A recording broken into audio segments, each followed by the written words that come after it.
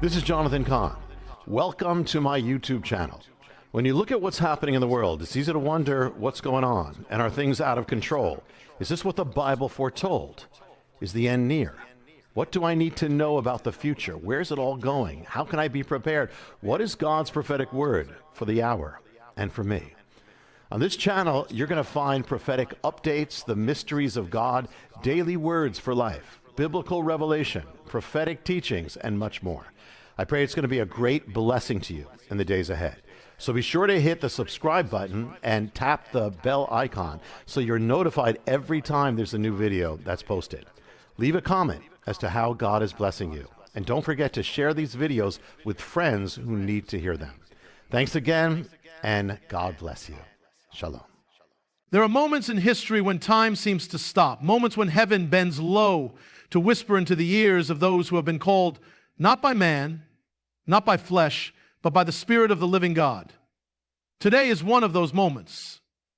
You didn't stumble upon this word by accident. No, you were led. You were summoned. Because there is a word, a Rhema word, direct from the throne room for the chosen of this generation, for those who are not satisfied with the surface, for those whose spirits cry out for truth, for those willing to walk the narrow road when the wide path screams for compromise. Beloved, the Lord has a word for you, a word for this hour, a word sealed in fire, a word that will separate the faithful from the false. Prepare your heart. Silence the noise, because He's about to speak. God is pulling back the veil in this season. Which was hidden will no longer be concealed. There are moments in every believer's life when what was once fog becomes clear, and what once felt like chaos starts forming divine alignment. This is that moment. You are stepping into a time when the Lord will begin to uncover truths you never saw coming, not only about the world, but about your own life, your own walk, and the very path you've been traveling. He is revealing things that have been long buried beneath layers of distraction, religion, and routine.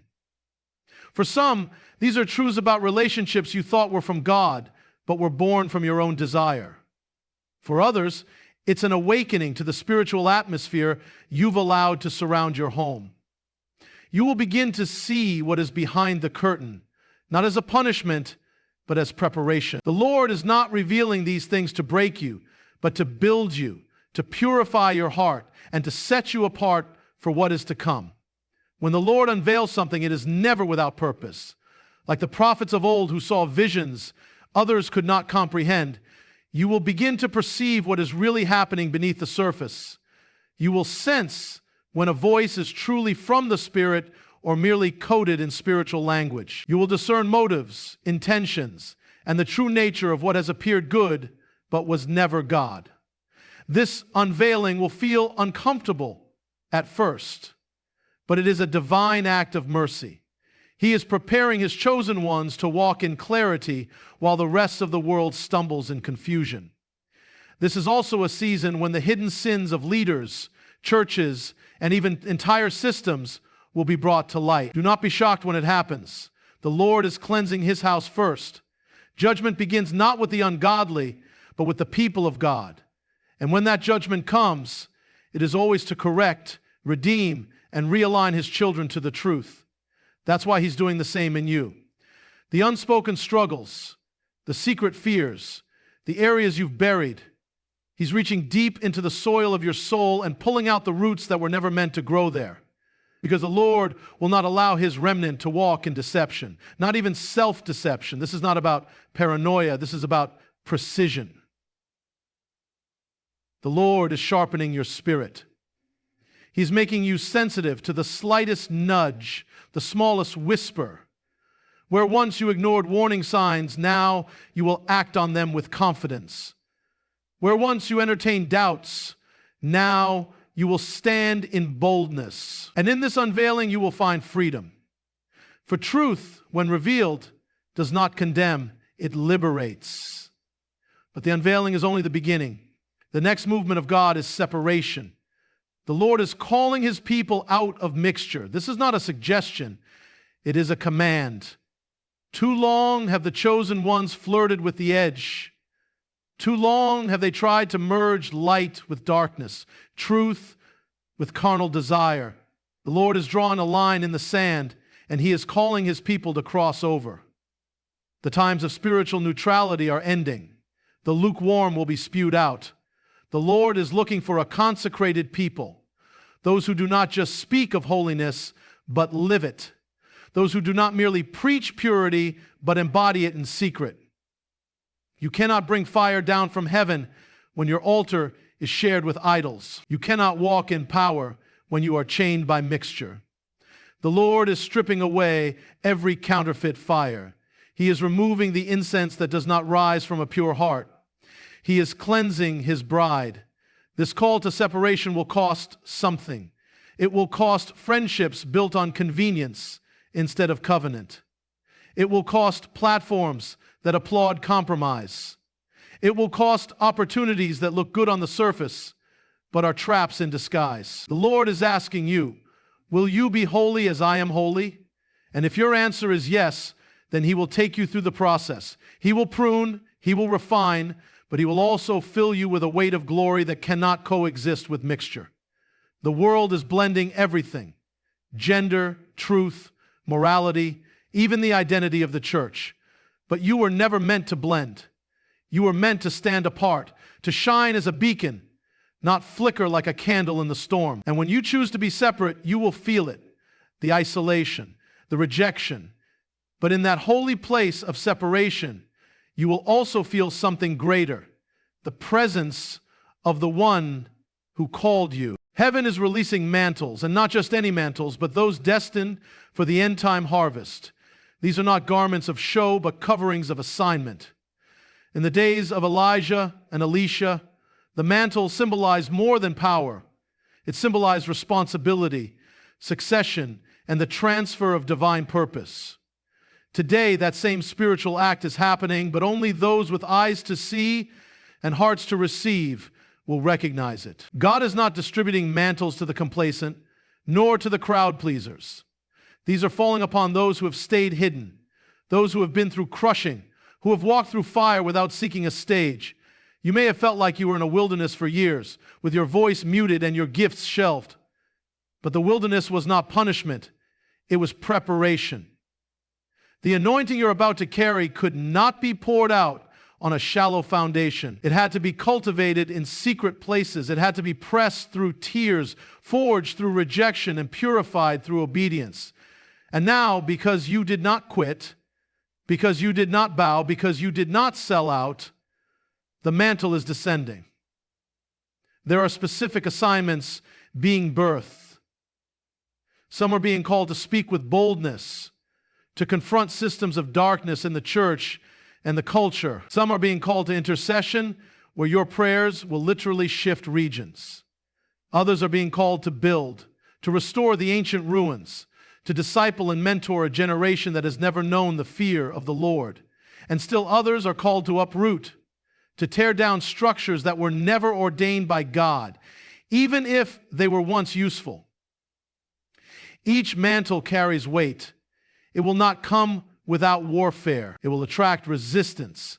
It will cost you your comfort, but it will also bring authority, the kind that makes demons flee, the kind that opens doors no man can shut, the kind that walks into dry places and releases rivers. These mantles are for those who are not interested in applause, but hunger for God's presence.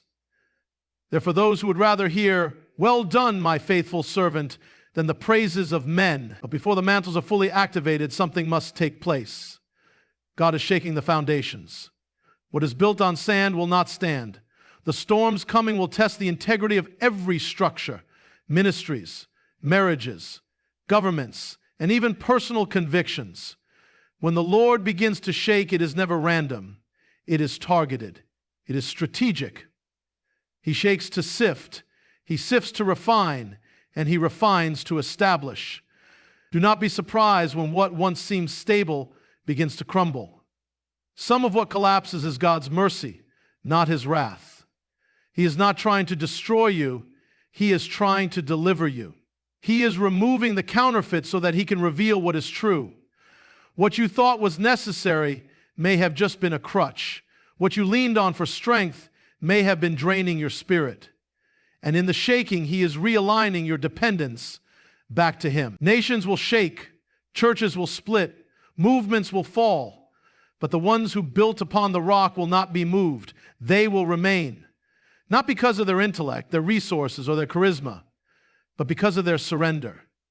The wise builder does not avoid the storm, he prepares for it. And you, beloved, are being called to build something unshakable.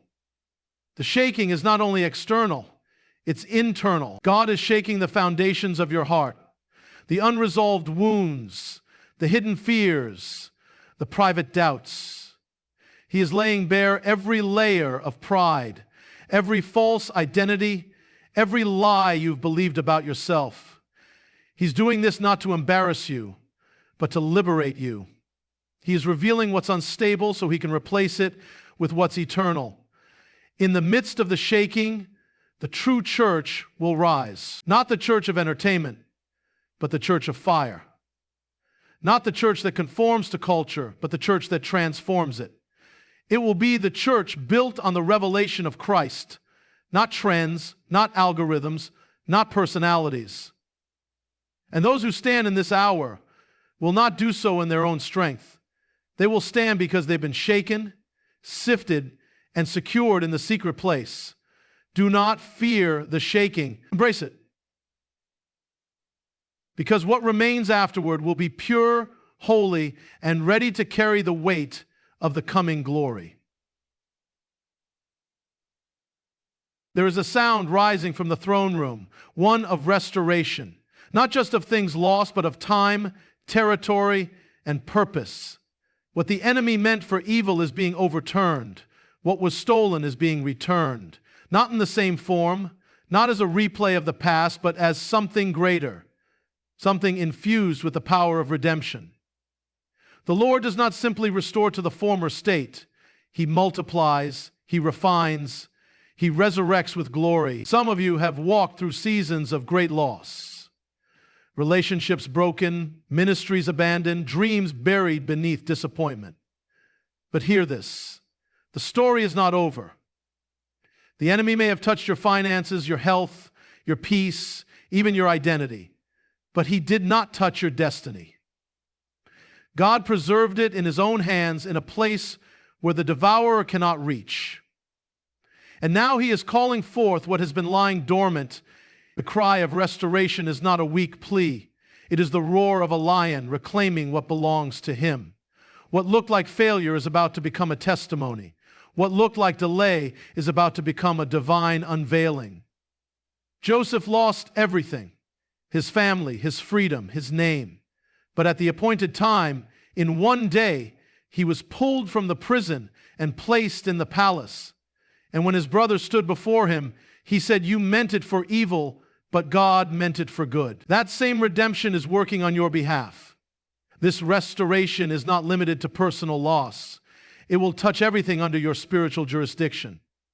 Households that have been divided will experience supernatural reconciliation. Children who have gone astray will suddenly awaken as if from a deep sleep and return home with fire in their eyes.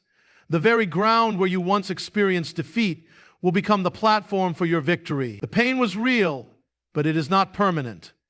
God is writing a new chapter, one where his faithfulness eclipses every former wound. But as the Lord restores, he also seals. There is a marking happening in the Spirit, not of ink or branding, but a divine seal upon the hearts and lives of those who are his.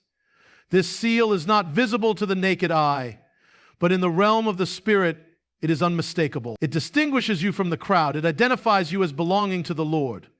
Just as the Israelites marked their doorposts during Passover, so too are the chosen ones being marked in this hour, for preservation, for assignment, and for power.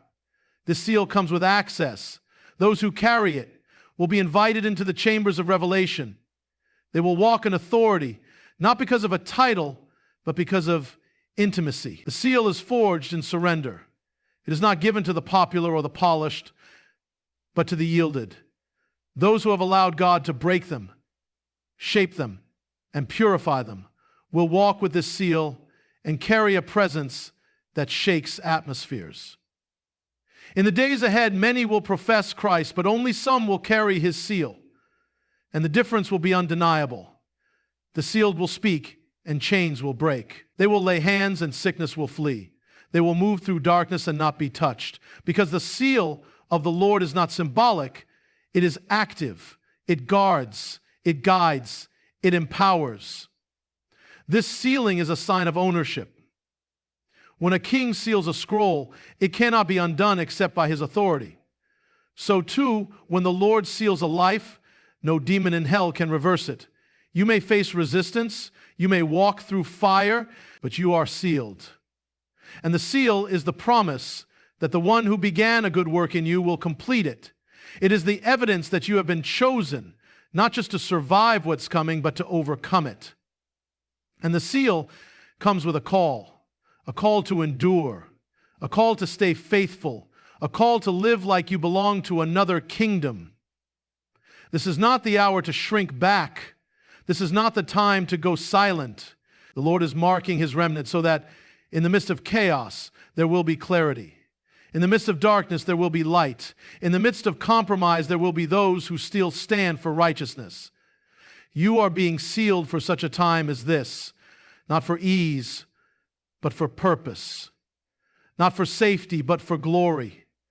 And the seal is not just for now. It is preparation for what is to come. A people set apart, a people preserved, a people sent forth with fire.